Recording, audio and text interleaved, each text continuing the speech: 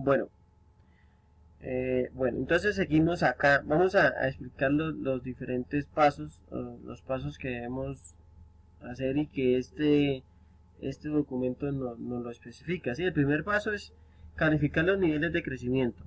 Una pastura nunca podrá ser de manera totalmente homogénea, es decir, no todo el pasto de un predio o de un potrero va a crecer a la misma altura, aunque puede suceder que a veces sea un tanto menos perceptibles las diferencias, pero siempre hay diferencias. Esto se debe a que el suelo naturalmente es es un organismo vivo en constante interacción con su entorno. De manera que hay puntos donde ciertos factores influyen sobre el desarrollo de la pastura y estos puntos van cambiando en cada ciclo de crecimiento y desarrollo de la pastura, lo cual significa que si hoy un determinado punto de potrero es más productivo, no necesariamente será igual al productivo del futuro. Pues todo depende y cómo fluctúan los factores que influyen sobre su fertilidad natural. Entonces, el primer paso es cualificar los niveles de crecimiento. ¿Qué quiere decir esto? Vamos a, a dividir o vamos a calificar el potrero de acuerdo al porcentaje de crecimiento del pasto. Entonces, tenemos alto, medio, bajo. ¿Sí? Esas serían las cualificaciones. Entonces hay un porcentaje que sería un ejemplo, uno más o menos mide porque es de acuerdo a lo que uno decida. Un ejemplo, un 20% alto del crecimiento del pasto sea alto, un medio con un 60%, entonces sería 20, 60, 80 y 20% bajo. ¿Sí? Un ejemplo puede ser al contrario, como esto cada persona lo cualifique. Entonces, bueno, listo. Entonces aquí miramos, pues habíamos visto anteriormente esta imagen, ¿no? Vamos a pasar otra. Bueno, aquí podemos mirar acá. Vamos a leer un poco de lo que puede decir acá.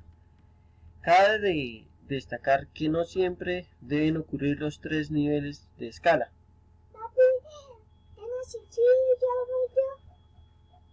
Bueno, entonces cabe destacar que no siempre deben ocurrir tres niveles, no puede ocurrir uno o dos, bueno, máximo tres y mínimo uno. Puede ser que toda la pradera esté toda igualita y produzca, pues, sea homogénea, pero es muy difícil.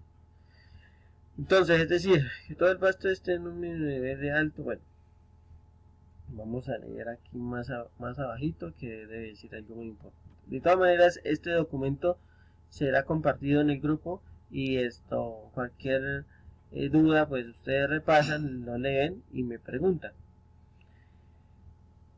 Bueno, acá dice, y si una pastura ha sido manejada controladamente, pero el clima no es del todo favorable ni tampoco es adverso, es probable que el crecimiento sea limitado, pero aceptable. Entonces no hay ni altos ni bajos, sino un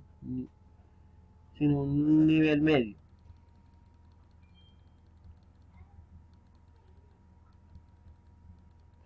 Listo, aclarando que no es habitual que se presente un solo nivel de crecimiento, es necesario advertir que si pudiera ser posible que se presentara estos casos y que lo más frecuente es que se presenten niveles diferenciados, también es igual posible que solo se presenten dos niveles de crecimiento. Por ejemplo, alto y bajo, medio y alto. Listo. Pueden presentarse de esa forma. Crecimiento medio alto, crecimiento bajo, crecimiento bajo y medio y bajo, crecimiento alto y bajo. Bueno, aquí dice algo parecido a vamos a mirar aquí más adelante. Segundo paso, ubicar los puntos para el muestreo. Entonces recordemos que el aforo no debe producir resultados sesgados, es decir, al tamaño o capricho de quien realiza la medición, sino un resultado que represente lo más fielmente posible lo que el potrero o el terreno en realidad produce. Así, pues los puntos donde serán tomadas las submuestras deben ser elegidos aleatoriamente, sin orden alguno, completamente al azar, razón por la cual en los métodos de aforo o cruz o en CISA esta es la ventaja de que no hay manera de elegir dónde hacer el aforo, sino que en donde se da el paso, allí se descarga el marco del foro, pero al mismo tiempo tiene la desventaja de que dentro del área de la medición inferior del marco del foro puede haber diferentes tipos de crecimiento y sea posibilita ponderar. Bueno, aquí lo importante es que el aforo, aquí dentro de cualquier tipo de aforo o cualquier método, es que esto debe ser aleatorio, ¿sí? No que hagamos el aforo aquí donde haya más pasto para que nos salga el resultado bien, no, porque nos estamos engañando nosotros mismos, ¿sí? Lo importante, y creo que entonces el aforo o el método aforo más asertivo y más que vamos a tener buenos resultados es donde nosotros dividimos. Bueno, aquí podemos hacer aforos con alta producción, con media y baja, ¿sí? Porque ahí hay diferentes producciones, hay diferentes crecimientos dentro de la pradera. Entonces es mejor que sea a,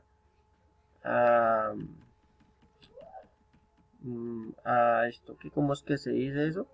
A conciencia, ¿sí? Que nosotros seamos conscientes de que lo que estamos haciendo lo estamos haciendo bien y no para quedar bien ni para quedar mal. Tercer paso, colocar marco de aforo y delimitar el área de muestreo. Entonces colocamos el área y, por ejemplo, acá, esta es una zona ¿cómo es? Donde se produce bastante masa forrajera, ¿sí? En potreros. Entonces, en zonas calientes, ¿sí? Trópico bajo, todo lo trópico bajo, todo el trópico alto es zonas frías, donde pues no vamos a tener estas producciones de pastos, sino y más poquito, a 60, casi a 70 metros, a 60, a 70, 60 centímetros, y eso es mucho. No vamos a tener producciones a menos que sea avena o pasto de corte, ¿sí? Que se produce, pero en, en más, por ejemplo, los pastos de corte duran mucho en tiempo en climas cálidos, en climas fríos, pero sí crecen de esta forma, ¿sí? Pero se van a demorar mucho.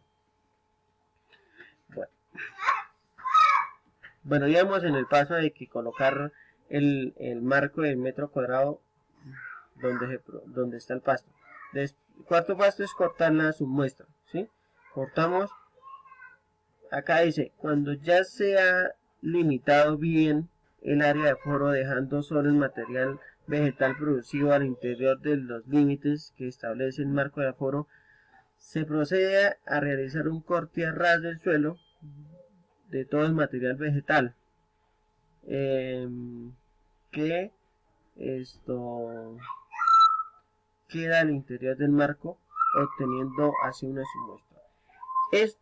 Esta explicación que dice acá, que a ras del suelo, lo digo yo, ¿no? porque pueden ser otros profesionales que lo hagan de esa forma. Esto a ras de suelo es si es de corte, porque si es de potrero, esto no podemos hacer un corte a ras porque sería mentira, porque las vacas no, eso si lo dejamos hasta que las vacas coman y no dejen nada, pero esa no es la idea de manejar los potreros.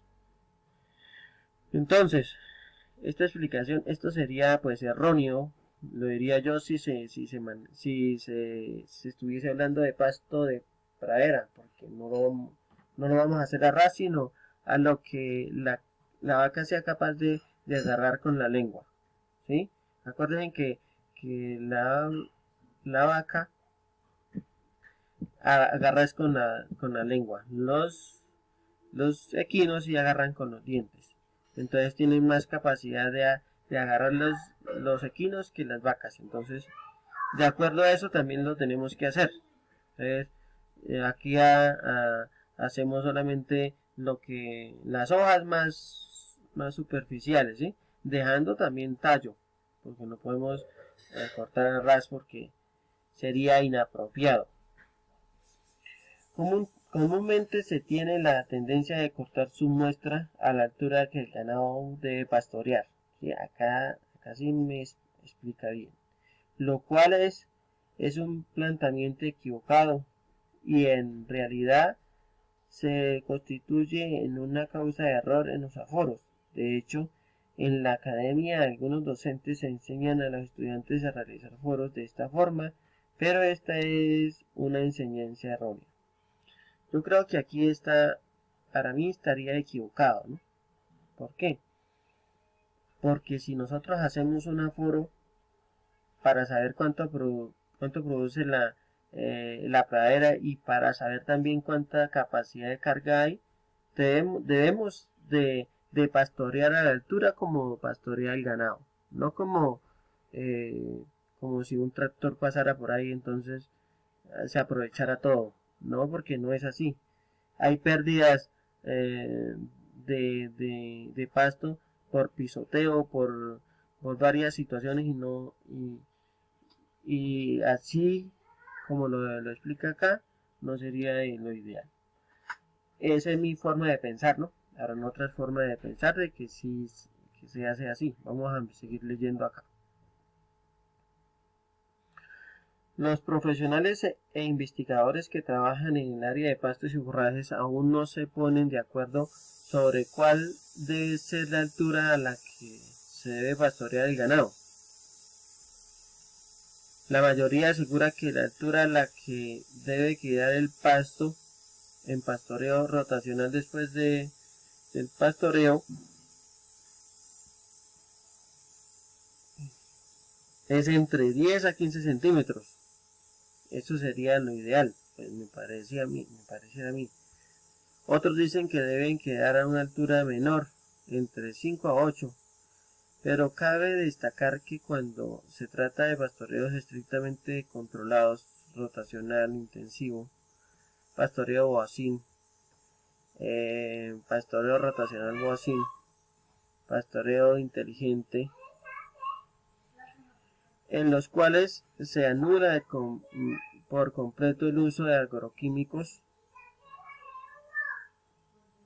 pastoreo inteligente, entre otros, entre los cuales se anula completamente el uso de agroquímicos, de agrotóxicos, bueno, todos pesticidas y arados de todo tipo, siendo más económica la producción ganadera mientras hay un total respeto por la naturaleza en el ambiente, generando carne y leche sin contaminantes para el consumo humano. Bueno, acá pues dice un poco de cosas que pues sí son ciertas, ¿no? Pero nosotros debemos hacer el pastoreo como el ganado pastorea, ¿sí? Y de acuerdo al sistema de pastoreo que nosotros estamos implementando en la pradera.